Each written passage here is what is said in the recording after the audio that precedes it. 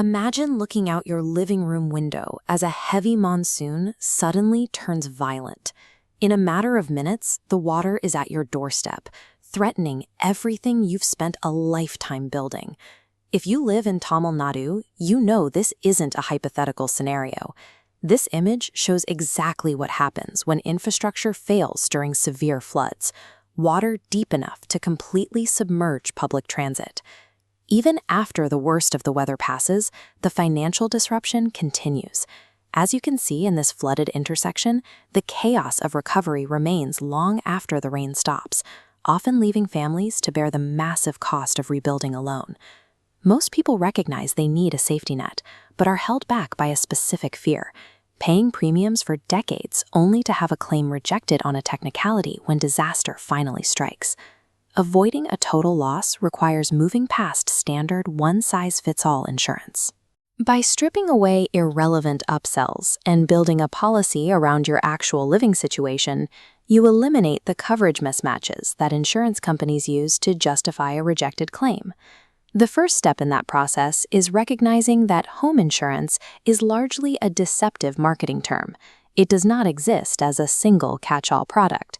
This diagram illustrates the first product, structure insurance. Notice how only the exterior walls, roof, and foundation highlight, covering the physical shell. The second product is contents insurance. The flat-screen TV, sofa, and refrigerator light up, covering the movable personal assets inside. Insurance companies maximize their profits by selling these two distinct products together as a generic bundle.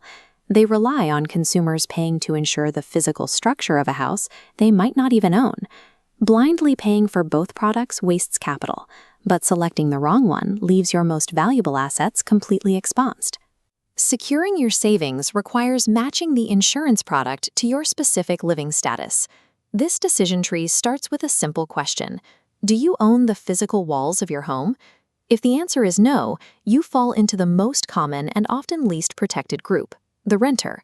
As a tenant, if an agent tries to sell you structure insurance, decline it immediately. You cannot legally insure a building you do not own. Your only requirement is a standalone contents policy. This protects your high-value electronics, furniture, and jewelry against theft, fire, and sudden water damage.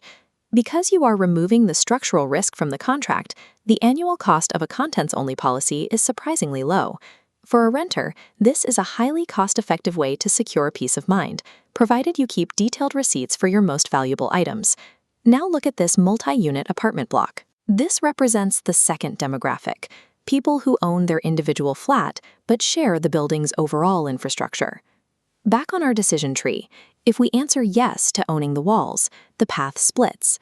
We'll follow the route to the apartment owner node. This group frequently falls into a specific trap. Many individual owners pay out of pocket for structure insurance, completely unaware that their residential society already pays for a master structural policy for the building. Before you buy, demand proof of your society's master policy. If the shell is covered, you only need to purchase contents insurance, plus a specific add-on for interior improvements to protect custom kitchens or flooring. Double insuring the physical structure will not result in a double payout if a disaster strikes. It simply burns premium money you could be keeping in your pocket. Now let's trace the final path on our tree. Own the walls? Yes, and it's an independent house. If you own the land and the standalone structure, you carry all of the physical risk. You have to purchase both structure and contents insurance. There are no safe shortcuts here. But here is the critical detail for homeowners in Tamil Nadu. A standard policy excludes major weather events. It won't cover massive floods or cyclones by default. To get that protection, you have to purchase a natural disaster rider. This requires paying a higher premium to explicitly include flood and earthquake damage in your contract. Be aware that when you file one of these weather claims, adjusters will aggressively look for evidence of prior poor maintenance, like a leaky roof, to deny the payout. If you own an independent house in a flood-prone zone, skipping that disaster rider renders the rest of your policy practically useless. You have to accept the premium trade-off to secure actual protection. So what happens when it's time to actually use the policy? If a flood destroys your 5-year-old television, what does the insurance company actually owe you? This graph shows the reality of depreciation. Watch a $50,000 TV's value plummet over 5 years, handing you a tiny payout. The fix is reinstatement value.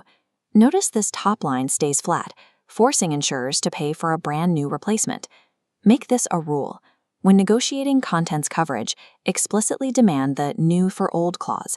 Otherwise, a successful claim will still leave you short on cash. This matrix breaks down exactly what you need based on your housing situation. Renters only need contents. Apartment owners need contents and interior add-ons. Independent owners need everything, including those expensive disaster riders. Having the right boxes checked on paper is only half the battle. Insurance is a strict legal contract, and it requires hard proof. Take your smartphone today and walk through your home. Open every drawer, film every closet, and document your belongings on video. That single video file is the absolute best leverage you can have to force an insurance company to honor their end of the deal.